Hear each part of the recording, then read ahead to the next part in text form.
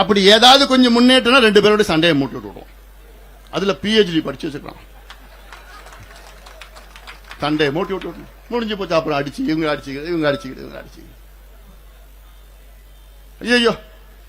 அதனால நம்ம நோக்கம் அனைத்து சமூகங்களும் முன்னேறணும். அப்பதான் நீடித்த முன்னேற்றம், சஸ்டைனபிள் டெவலப்மெண்ட் சொல்றது அதான் வேண்டும். எனக்கு முன்பு நம்முடைய தடா ரஹீம் அவர்கள் பேசினார்கள்.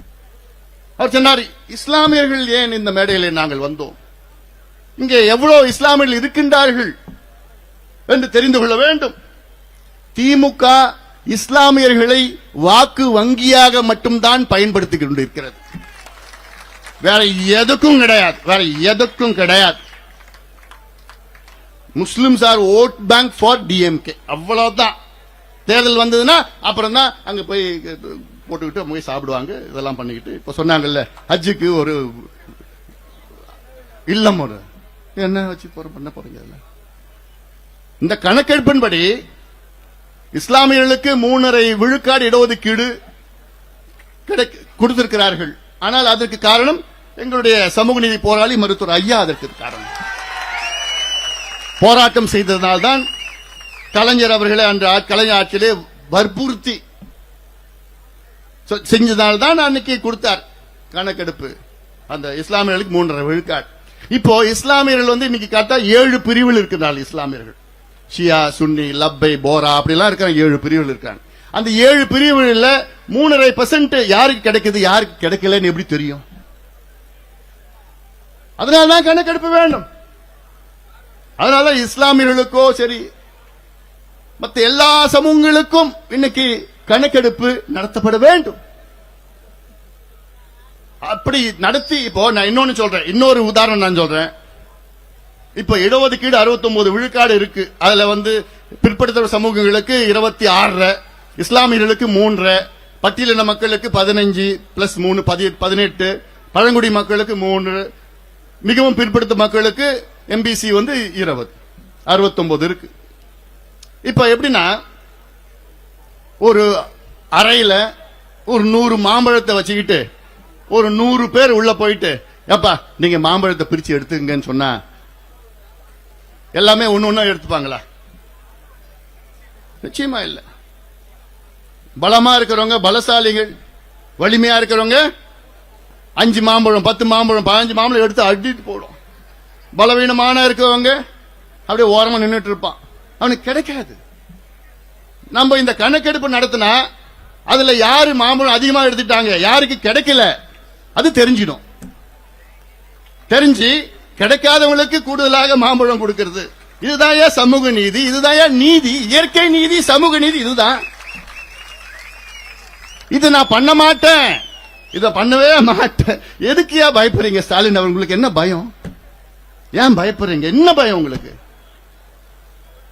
MLA சீட் எல்லாம் ஜாதி வச்சுதான் கொடுக்குறீங்க, MP சீட்டு ஜாதி வச்சுதான் கொடுக்குறீங்க, பஞ்சாயத்து தலைவர் ஜாதி வச்சுதான் கொடுக்குறீங்க. ஏன் உங்க கட்சி மாவட்ட செயலாளர் ஜாதி வச்சுதான் கொடுக்குறீங்க, ஜாதி வச்சுதான் கலவரமே பண்றீங்க நீங்க ஆட்சிக்கு வரணும்னு. அப்புறம் எதுக்கியா ஏன் இந்த ஜாதி கணக்கெடுப்பு ஏன் நடத்த? இது ஜாதி கணக்கெடுப்பு மட்டும் கிடையாது, நான் மீண்டும் மீண்டும் சொல்றேன், இது ஜாதி பிரச்சனையே கிடையாது. தமிழ்நாட்டினுடைய முன்னேற்ற பிரச்சனை, தமிழ்நாட்டினுடைய சமூக நீதி பிரச்சனை, social justice problem of Tamil Nadu. எல்லாமே நம்ம பக்கம் சட்டம் இருக்கு, 69 விழுக்காடு இருக்கு, எல்லாமே அதிகாரம், அவர்கிட்ட அதிகாரம் இருக்கு, ஆட்சி இருக்குது, அதிகாரிகள் இருக்கிறாங்க, நிதி இருக்கு. 4.5 கோடி பட்ஜெட் போடுற திமுக 500 கோடி இதுக்காக செலவு பண்ண முடியாதா? எல்லாம் வச்சிருக்கிறாரு. ஆனால் அந்த சமூக நீதி நிலைநாட்டுகின்ற அந்த மனசு மட்டும்தான் கிடையாது. இல்லவே இல்லை. ஆனா நிச்சயமா வரலாறு முதலமைச்சர் ஸ்டாலின் அவர்களை மன்னிக்காது. நிச்சயமா வரலாறு உங்களை மன்னிக்காது. உங்களிடம் அதிகாரம் இருந்தும், எல்லாம் சட்டம் எல்லாம் இருந்தும் என்கிட்ட இல்லன்னு ஒரு பொய் சொல்ற முதலமைச்சர் நான் இது வரைக்கும் நான் பார்த்ததே கிடையாது. எவ்வளவு பார்த்தது, எவ்வளவு செய்யலாம், எவ்வளவு முன்னேற்றம் கொண்டு வரலாம், எவ்வளவு மக்களுக்கு முன்னேற்றம் கொண்டு வரலாம். இதுதான் வேண்டும், இதுதான் வேண்டும். அதனால இதையெல்லாம் தொடர்ந்து நாங்கள் வலியுறுத்துவோம். அது நாங்க சோர்ந்து போறது கிடையாது. எவ்வளவு காலமா நாங்க பார்த்துட்டோம். மருத்துவர் ஐயா அவர்கள் 45 ஆண்டு காலமாக இந்த கணக்கெடுப்பு வேணும், இந்த கணக்கெடுப்பு வேணும்னு மத்திய மாநில அரசில் எத்தனையோ முறை எத்தனையோ பிரதமர்களை பார்த்தாரு, இங்க முதலமைச்சரை பார்த்தாரு, நாங்கெல்லாம் பார்த்தோம், எல்லாம் பண்ணோம். இது ஏதோ ஒரு வன்னியர் பிரச்சனை, இது ஒரு ஜாதிக்காக மட்டும் கிடையாது. தமிழ்நாட்டில் அடக்கப்பட்ட, ஒடுக்கப்பட்ட, வஞ்சிக்கப்பட்ட மக்கள் எவ்வளவு பேர் இருக்காங்க. அவங்க எல்லாமே முன்னேற வேண்டும், வேகமாக முன்னேற வேண்டும். சமூக நீதினா என்ன? சமூகத்தில் பின்தங்கி இருக்கிற சமுதாயம் முன்னேறிய சமுதாயங்களுக்கு நிகராக வாழ வேண்டும், சுயமரியாதையுடன் வாழ வேண்டும். அதுதான் சமூக நீதி. அதற்கு நமக்கு என்னென்ன டேட்டா வேணும், எல்லாம் டேட்டா எல்லாமே வேணும். அதை வைத்துத்தானே நம்ம திட்டங்கள் வகுக்க முடியும். அது மட்டுமல்ல, பீகாரில் சொன்ன முதலமைச்சர் நம்முடைய நிதிஷ்குமார் அவர்கள் ஏன் மீண்டும் அவர் ஆட்சிக்கு வந்தார்? பல காரணங்கள். அதுல 2 முக்கிய காரணம். 1, கணக்கெடுப்பு நடத்தினார். 2, அங்கே பூரண மதுவிலக்கை கொண்டு வந்தார்.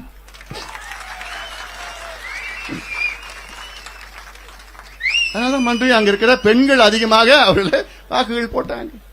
ஆண்கள் 61%, பெண்கள் 71%, 10% அதிகமாக ஓட்டு போட்டாங்க. அதுக்காக தான். ஆனா இங்க இந்த எலைட் பார் திறக்கலாமா? எங்க திறக்கலாம்? அது காலேஜ் பக்கத்துல தந்தாதான் நிறைய குடிப்பாங்க. இல்ல அந்த டெட்ரா பேக்ல ஊத்தலாமா? பாட்டில் வேணா, டெட்ரா பேக்ல பசங்க உள்ள சொறி வச்சுப்பாங்க. இப்ப பாட்டில் சொருனா உடையுது பாட்டில். இதெல்லாம் சிந்திக்கிறீங்களே ஸ்டாலின் அவர்களே. இந்த பிள்ளைங்க படிக்கிறதுக்கு, வேலைக்கு போறதுக்கு, பெண்கள் பாதுகாப்பா இருக்கிறதுக்கு உங்களுக்கு எதுவும் இல்லையா? தமிழ்நாட்டில் சட்டமும் இல்ல, ஒழுங்கும் இல்ல, பெண்கள் பாதுகாப்பு இல்ல. 4 வயசு குழந்தை, 80 வயசு பாட்டி, யாருக்குமே பாதுகாப்பு இல்லை. என்ன காரணம்? ஒரு பக்கம் மது உங்க அப்பா திறந்து விட்டுட்டாரு, இன்னொரு பக்கம் கஞ்சா, காக்கேன், ஹெரோயின், அபின், என்னென்ன போதை அமெரிக்காவில் இருக்கிறதோ அத்தனையும் தமிழ்நாட்டில் மூல முடுக்குல கிடைக்குது, கிராமத்தில் கிடைக்குது, பள்ளிக்கூடம் வாசல்ல, கல்லூரி வாசல்ல கிடைக்குது. எனக்கு பயமா இருக்கு. இந்த அடுத்த தலைமுறைகளை நினைச்சாலே பயமா இருக்கு. ஏன்னா எங்க பார்த்தாலும் அவ்வளோ மோசமான கிடைக்கும். இப்ப பார்த்தா திருநெல்வேலியில 9வது படிக்கிற பிள்ளை, குழந்தைங்க 9வது படிக்கிறதா குழந்தைங்க, அது பள்ளிக்கூடத்துல வகுப்புல மது குடிச்சிட்டு, பெண் குழந்தைகள். நான் என்னுடைய அறிக்கை சொல்லிட்டேன், அவங்க மேல தப்பு கிடையாது, அவங்கள தண்டிக்காதீங்க, அவங்க வாழ்க்கை பானா போயிடும். சட்டம் இருக்கு, 21 வயசுக்கு மேல விற்க கூடாதுன்னு சட்டம் இருக்கு. யார் வாங்கினா, யார் அவங்களுக்கு கொடுத்தா, அவங்கள தண்டிங்க. நீங்க அவங்க ஸ்கூல்ல இருந்து வீட்டுக்கு போறதுக்குள்ள 3 கடை இருக்கு, அது உங்க மேல தப்பு. உங்க நோக்கம் என்ன? நீங்க ஆட்சிக்கு வந்த நேரத்தில் தமிழ்நாட்டில் 34,000 கோடி மது வித்தாங்க. உங்க ஆட்சி முடிகிற காலத்தில் இன்னைக்கு 56,000 கோடிக்கு மது விற்கிறாங்க. இது ஒயிட்ல மட்டும், கருப்புல 1 லட்சம் கோடி. சரி, இப்ப நான் அது வேற டைவர்ட் ஆயிடும். இப்ப நம்ம வேலைக்கு இதுதான் கணக்கெடுப்பு, இது அவசியமானது. ஏன்னா நான் மறுபடியும் சொல்றேன், தமிழ்நாட்டினுடைய சமூக நீதி பிறப்பிடம் தமிழ்நாடு. அப்படிப்பட்ட நம்ம முன்னோர்கள் எல்லாம் இங்கே சமூக நீதிக்காக போராடி வாழ்ந்தவர்கள். இன்னும் சொல்ல போனா நம்ம தான் முதல்ல எடுத்திருக்கணும். ஆனா கர்நாடகா நம்மள மிஞ்சிட்டாங்க. 2015 சித்தராமையா அவர்கள் அப்ப எடுத்தார், அது வெளியில விடல. இப்ப மறுபடியும் 2வது முறை எடுத்திருக்கிறாங்க. கர்நாடகாவில் என்ன பண்ணிருக்காங்க தெரியுமா? சமீபத்தில் கர்நாடகாவில் இந்த ஆண்டு பட்டியலின மக்களுக்கு ஒரு கணக்கெடுப்பு நடத்தினாங்க, ஒரு நீதியரசர் தலைமையில் நடத்தி அதற்கு பரிந்துரைகள் செய்து கர்நாடகாவில் 17 விழுக்காடு இடஒதுக்கீடு பட்டியலின மக்களுக்கு. அந்த 17 விழுக்காட்டை 3ஆக பிரித்தார்கள், 6, 6, 5 என்று. அந்த 6னா யாருன்னா, அதுல கண்டுபிடிச்சு பட்டியலின மக்கள் அதுல யாருக்கு கிடைக்கலையோ அவங்க எல்லாமே 6ல சேர்த்தாங்க.